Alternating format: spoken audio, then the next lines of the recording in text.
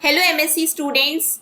MSc mathematics का आपका paper number 4 है कॉम्प्लेक्स एनालिसिस, जिसका अब तक हमने 3 लेक्चर्स ऑलरेडी डिस्कस कर लिया है। आज ये हमारा 4th लेक्चर है, जिसके अंतर्गत हम ट्रायंगल इनइक्वालिटी को प्रूव करेंगे, क्योंकि हमने अपने प्रीवियस लेक्चर को एंड किया था ट्रायंगल इनइक्वालिटी में।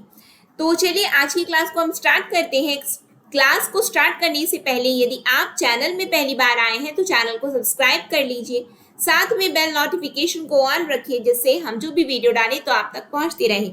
सेशन यदि आपको अच्छा लगे तो लाइक जरूर करिएगा और ज्यादा से ज्यादा लोगों तक शेयर करिएगा, जिससे ज्यादा से ज्यादा लोगों तक ये वीडियो लेक्चर का लाभ मिल सके। तो चलिए हम स्टार्ट करें अपनी क्लास को। यदि हम ट्रायंगल इनइक्वालिटी की बात करते हैं तो ट्रायंगल इनइक्वालिटी क्या होता है? तो ट्रायंगल इनइक्वालिटी होता है हमारा मॉड ऑफ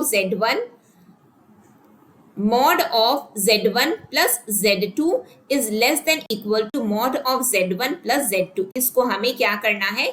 प्रूव करना है। बिल्कुल ठीक है। और हमने अपने प्रीवियस लेक्चर में देखा था कि this inequality holds if and only if Z1 and Z2, क्या देखा था हमने? If Z1 and Z2 lie on the same we can say Z1 and Z2 lie on the same line from the origin, or we can say through the origin in the same complex plane। ठीक है, lie on the same line यानी कि Z1 और Z2 same line में होनी चाहिए। कहाँ से? ओरिजिन से लेकर के इन द कॉम्प्लेक्स प्लेन। ठीक है, ये हमने अपने प्रीवियस लेक्चर में देखा था। तो आज हमें इसको क्या करना है? प्रूफ करना है। तो चलिए हम प्रूफ देख लेते हैं। इसका क्या होगा, कैसे करना है, उस पर हम थोड़ा डिस्कस करेंगे। और आप लोग ध्यान से पहले सुन लीजिए, उसके बाद में आप लोग अपना नोट करिएगा। अपना जो नोट्स, जैसा कि मैंने आपको हमेशा कहा है कि आप अपने नोट्स साथ में बनाते चलिए। कंसिडर करते हैं हम mod of Z1 plus Z2। ठीक है, उसका हम स्क्वायर ले रहे हैं। यदि हम स्क्वायर लें तो हमें ये पता है, रूल क्या बोलता है कि mod of Z square equals to mod Z और Z का कॉन्जुगेट। अब आप बोलोगे हमने कहाँ पे पढ़ा है? हमने प्रीवियस लेक्चर में प्रॉपर्टीज में पढ़ा हुआ है। पढ़ा है क्या? बिल्कुल पढ़ा है। आपने नहीं देखा तो बिल्कुल देखिए, या फिर आपने नोट्स बनाए हैं तो अपनी कॉपी को पलटिए और देखिए क्या मैंने ये प्रॉपर्टी आपको पढ़ाई है। जी बिल्कुल पढ़ाई है।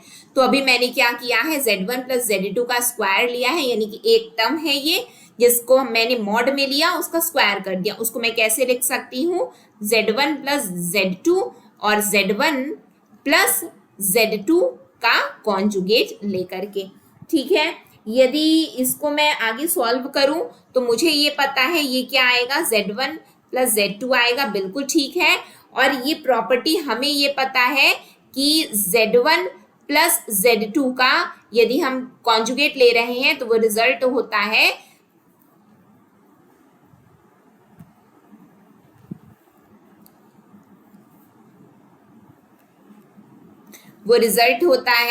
Z1 का बार और Z2 का बार। ठीक है, ये मैंने आपको प्रॉपर्टीज में सब कुछ मैंने आपको बताया हुआ है। इसीलिए मैंने कहा था आपको कि बस आपको क्या करना है? ध्यान से सुनते जाना है, नोट करते जाना है, क्योंकि ये सब आगे आने वाले क्लास में आपका यूज होगा। तो बस उसी को अप्लाई करना है हमें। Z1 का बार और यहाँ पे क्या आया? Z2 का बार आया है। बिल्कुल ठीक है। फिर उसके बाद हम क्या करें? मल्टीप्लाई कर दें, क्योंकि इनके बीच में क्या मल्टीप्लिकेशन है। तो एक एक टर्म को करना है। ध्यान से देखना, Z1 को हम Z1 बार के साथ कर रहे हैं। फिर क्या कर रहे हैं? Z1 को Z2 बार के साथ में किया, यानी कि इस टर्म को दोनों इससे किए हैं। फिर क्या कर रहे हैं? Z2 को Z1 बार से किया, फिर हमने Z2 को Z2 बार से किया। बिल्कुल ठीक है। अब आप ये बताओ कि क्या Z और Z बार का रिजल्ट आता है मॉड ऑफ Z का स्क्वायर। तो Z1 और Z1 बार, क्या मेरे पास में Z1 मॉड के अंतर्गत स्क्वायर आएगा? क्या आएगा? बिल्कुल आएगा। बचा क्या? Z1 Z2 बार, और क्या आया? Z1 बार और Z2 प्लस में। क्या इसको भी मैं इसी फॉर्मूला को अप्लाई कर सकती हूँ क्या यहाँ पे? बिल्कुल कर सकती हूँ। क्या आ जाएगा? मॉड ऑफ Z2 का स्क्वायर आया। इतना तक आया क्या हमारे पास में? जी बिल्कुल आया है। आगे कंटिन्यू करेंगे इसी को। ठीक है, यानी कि इसको मैं दोबारा लिखना चाहूंगी, यहाँ पे मेरे पास क्या है, Z1 plus Z2 square equals to mod of Z1 का स्क्वायर प्लस Z1 क्या था, Z1 Z2 बार, Z1 Z2 बार और Z1 बार और Z2 है ना, Z1 Z2 बार और Z1 बार और Z2, यही टर्म आया है, बिल्कुल यही टर्म है, प्लस में Z2 का मॉड ऑफ Z2 का स्क्वायर आया है, बिल्कुल ठीक। अब मैं यहाँ पे क्या कर रही हूँ, देखो ध्यान देना है आप लोगों को, ठीक है, एक साथ लिख रही हूँ Z1 प्लस Z2, ठीक है, फिर उसके बाद में Z1 Z2 बार, ये आपका जो टर्म है इसको क्या मैं ऐसे लिख सकती हूँ क्या, Z1 Z2 बार और एक और बार। आप बोलोगे कैसे लिख सकते हो, देखो हमने ये पढ़ा था कि यदि इसका कॉन्जुगेट का एक और बार कॉन्जुगेट ले लें तो Z आ जाएगा। तो यहाँ पे देखो आप इसको ओपन करो, ओपन करोगे, देखो Z1 और Z2 का बार लिखा है, उसके ऊपर एक और बार है, तो इसको लिखूंगी तो Z1 का बार और Z2 बार और एक और बार, इसका क्या आया, Z1 बार और Z2। देखो यही टर्म आ गया क्या निकल करके, बिल्कुल यही आया है, ठीक है, समझ में आ रहा है आप लोगों को कैसे ये बना है हमारा। तो आप लोगों को ये चीज को क्या बोलते हैं समझना है, इसलिए मैंने आपको प्रॉपर्टी पहले करवाया है कि कहीं पे आपको जिससे डाउट ना आए आगे।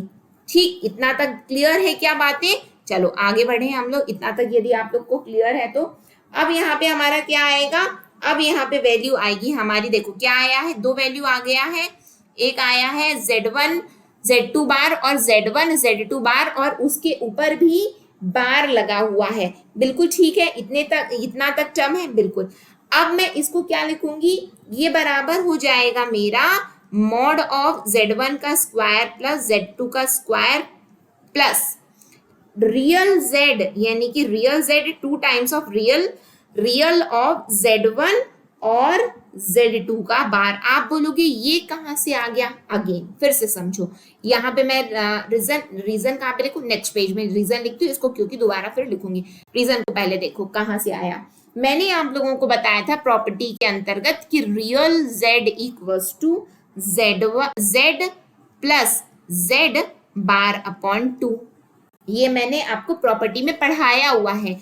यदि आप लोगों को ध्यान नहीं है तो बिल्कुल पलट करके अपनी कॉपी को देखो, जहां पे मैंने आपको कॉन्जुगेट्स की प्रॉपर्टी करवाई है वहां पे मैंने ये लिखवाया है, ठीक है। तो यहाँ पे यदि मैं देखूं तो क्या आएगा मेरा, Z प्लस Z बार की value 2 times of real Z आएगा, बिल्कुल आएगा। इसको रिलेट करो किसके साथ में, इसको रिलेट करो इस टर्म के साथ में, Z और Z बार है तो यहाँ पे रिलेट करो, इसको एक टर्म मानो, ये पूरा देखो Z1, यहाँ पे देखो Z1 Z2 बार है और प्लस में Z1 Z2 बार है और उसका भी बार है, इसको एक टर्म मानो, Z मानो, इसको उसका बार मानो, क्या वही आ रहा है क्या, बिल्कुल आ रहा है, जो यहाँ पे Z1 Z2 बार है यहाँ पे भी Z1 Z2 बार है, उसका बार है, यानी कि Z और Z बार है और दोनों में प्लस है, बस इतना ही अंतर है ना। तो वैल्यू क्या आएगी, 2 times of real of Z1 Z2 बार, क्योंकि 2 टाइम्स ऑफ रियल ऑफ क्या आया है हमारे पास में, 2 टाइम्स ऑफ रियल ऑफ, देखो इधर पे क्या लिखा है, Z लिखा है, यानी कि एक टर्म को ले लेना है आपको। क्लियर है बातें, कहीं पे कोई डाउट, कोई भी कहीं पे कुछ चीज ना समझ में आए कि यहाँ पे कैसे अप्लाई हुआ है, तो उसको समझने की कोशिश करना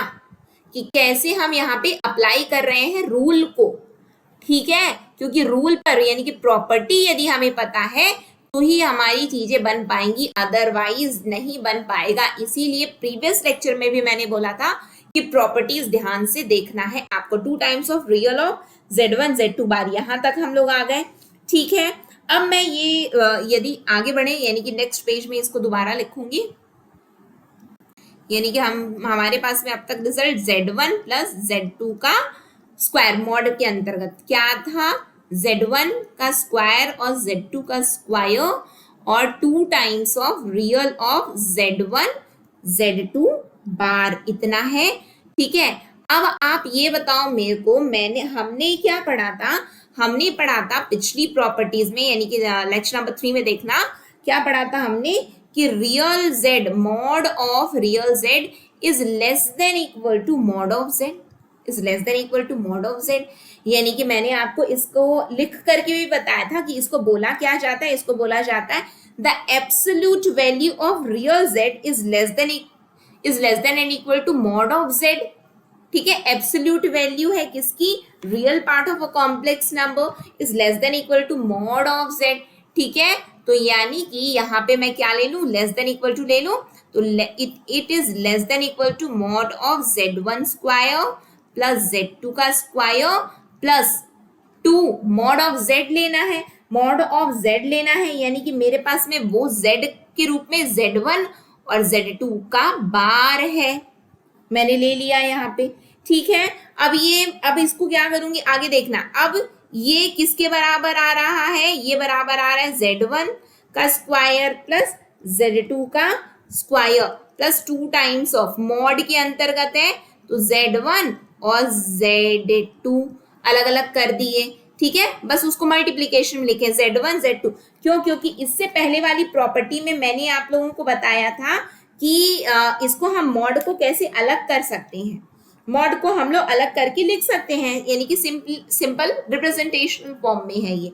ठीक है, आगे बढ़े हैं हम इससे। अब यहाँ पे हमारे पास में 2 टर्म आ गया है, क्या क्या आया है, मॉड ऑफ z1 और z2 का बार आ गया है। अब आगे बढ़ते हैं हम लोग, हमें ये पता है कि मॉड ऑफ z किसके बराबर होता है, मॉड ऑफ z बार के बराबर होता है। क्यों, क्योंकि ये वैल्यू क्या होती है, a प्लस आई बी होती है मॉड के अंतर्गत, ये value a minus i b ऐसे होगी।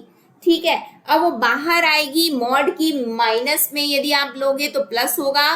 देखो ऐसे करो, यदि माइनस कॉमन ले लिए तो a प्लस आई बी ये कॉमन हुआ और वो मॉड में है तो कोई भी वैल्यू क्या हो गई, प्लस में हो गई, यानी कि वो a प्लस आई बी के फॉर्म में ही बाहर आई है, यानी कि वो मॉड ही बन गई। यानी कि मॉड में माइनस का टर्म रह पाता है क्या, नहीं रह पाता, ये प्रॉपर्टी भी है। ठीक है, जब ये प्रॉपर्टी है तो ये प्रॉपर्टी यहाँ पे एप्लीकेबल होती है, since mod of z equals to यानी कि z के ऊपर उसका कॉन्जुगेट है और मॉड लगा है उसके बराबर होता है। तो यहाँ पे हमारे पास में वैल्यू क्या आ रही है देखेंगे आप लोग, यहाँ पे वैल्यू हमारे पास में थी z1 प्लस z2 का square is less than equals to कितना, मॉड ऑफ z1 का square plus mod of z2 का स्क्वायर, और यहाँ पे वैल्यू जहाँ पे एंड हुई है वो क्या है, मॉड ऑफ z1 और z2 का बार। आप बोलोगे लेस देन क्यों आया, क्योंकि ये देख लो लेस देन चल रहा है हमारा, ये वाला टर्म इसके बराबर, बट हमारे पास में वैल्यू तो लेस देन आ चुकी है। ठीक है, नेक्स्ट में क्या आएगा हमारा, ये वैल्यू यहाँ पे एप्लीकेबल होगी, तो यहाँ पे क्या आ रहा है, z1 का स्क्वायर मॉड के अंदर है प्लस में 2z1 और यहाँ पे z2, क्योंकि ये वैल्यू यहाँ पे एप्लीकेबल हुई है, यानी कि वो फॉर्मूला से। अब आप देखो a square plus b square plus 2ab यहाँ पे अप्लाई हो रहा है, तो क्या होता है, a plus b the whole square क्या होता है, a square plus b square plus 2ab। बस ये फॉर्मूला यहाँ पे अप्लाई कर दो, रिजल्ट आएगा आपका z1 प्लस z2, बार मॉड में है z1 प्लस z2, इसका स्क्वायर आया आपका, यहाँ पे क्या है, स्क्वायर है, तो वैल्यू क्या हो जाएगी, यानी कि अल्टीमेटली मैं इसको लिखना चाहूं तो ऐसे लिख सकती हूँ क्या, z1 प्लस z2 का square is less than z1 plus z2 the whole square, square से square gets cancelled, we are only left with z1 plus z2 is less than mod of z1 plus mod of z2। क्या हमें यही prove करना था कि triangle inequality में, बिल्कुल हमें यही प्रूव करना था ट्रायंगल इनइक्वालिटी में, जो कि हमारा प्रूव हो गया। देखो स्टार्ट कहां से किया था हमने, ये प्रूव करना था, हम वहीं पे पहुंच गए हैं, प्रूव कर दिया है। एक बार रिपीट कर रही हूं कि ये जो लेस वाला है, देखो ये टर्म आ जाता है, बट ये वाली लाइन अब बराबर है, बट रिजल्ट आपका इसी में आएगा। ठीक है, समझ में आया? ये आप लोगों ने पढ़ा भी होगा, और नहीं पढ़े हो तो मैं आप लोगों को बता दे रही हूँ कि अल्टीमेटली जो रिजल्ट एक बार आ जाता है, less than greater than value आता है, अब उसके बाद में वो वाली लाइन किसके बराबर है वो देखा जाता है, तो नीचे का टर्म इक्वल टू में आता है, but ultimately result less than में या ग्रेटर देन में रहा आता है। ठीक है, तो ये हमारा प्रूफ हुआ। कहीं पे भी कोई डाउट हो तो रिपीट करके क्लास को जरूर देखिएगा, क्योंकि अब ये जैसा कि आप देखिए, यदि हम देखें तो वीडियो के फॉर्म में, और वीडियो को आप लोग आगे भी बढ़ा सकते हो, पीछे भी कर सकते हो, दोबारा भी देख सकते हो। यदि लेक्चर हो ये तो हम ये बोले कि हम रिपीट कर दें, बट इसको तो आप खुद ही रिपीट करके सुन सकते हो। ठीक, तो इसी के साथ में हम आज की क्लास को एंड करेंगे। नेक्स्ट क्लास में हम इसी के आगे कंटिन्यू करेंगे। ठीक, नेक्स्ट सेशन में फिर हम मिलते हैं। नेक्स्ट सेशन तक के लिए optimistic learning. Thank you for the session. जय हिंद, जय भारत, जय छत्तीसगढ़।